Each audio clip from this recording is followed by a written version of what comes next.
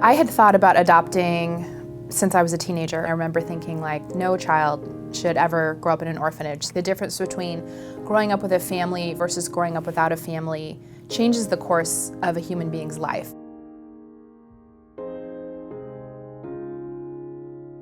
To become adoptive parents, there's a major process of interviews, of background checks, of making sure your home is safe for your children. I remember a social worker saying to me, look, we want these kids to have families and we're trying to opt you in, not opt you out. So it's not that they're looking for people with perfect lives. They're looking for people who are committed to helping a child.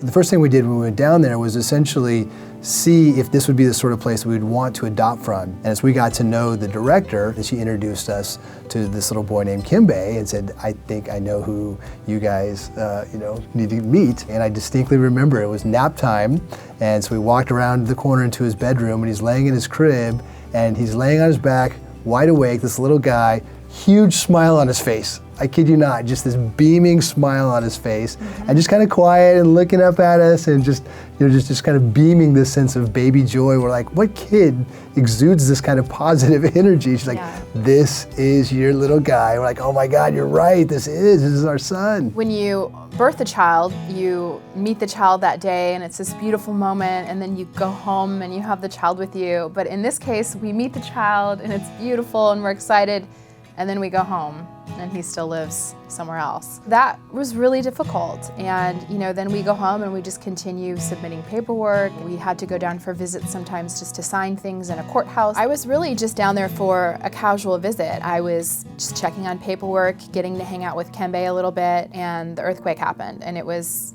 insane. It was like being on a blanket that someone was trying to shake off. We survived, we were all okay. Many people in the country did not fare as well. It was a really devastating day for their country. He and the other orphans were literally sleeping on the ground of a driveway. Was the most difficult aspect of that adoption. We weren't really sure what was going to happen to him. We weren't really sure what would happen with the adoption.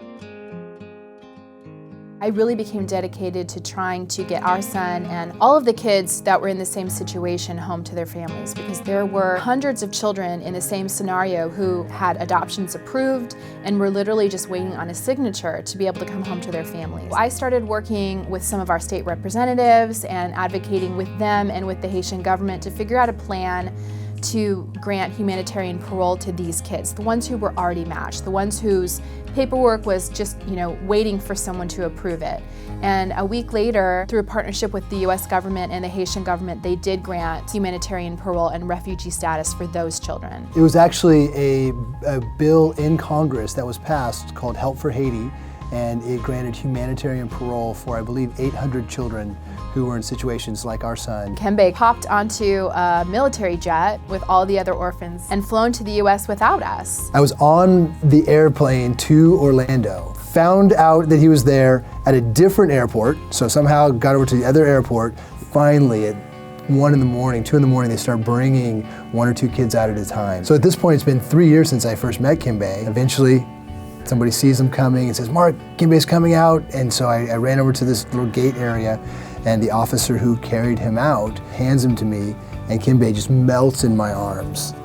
He's exhausted, emotionally exhausted, physically exhausted. I'm physically and emotionally exhausted, and I just want to embrace him and hold him. After all these years and after all this trauma of the earthquake, I was just so thankful that he was there, and the officer gave me this paper and said, hang in there, congratulations. It was very affirming and wonderful, and took the visa and held my son and just didn't want to let him go. I just held him for so long. Kimbe had 3 siblings at home that had been waiting for years for him to come home. We got balloons and we got signs, and we had lots of family and friends who'd been waiting as well. And finally, we see Mark and Kimbe coming out, and the kids just ran and hugged him, and we were all so excited to finally be together as a family.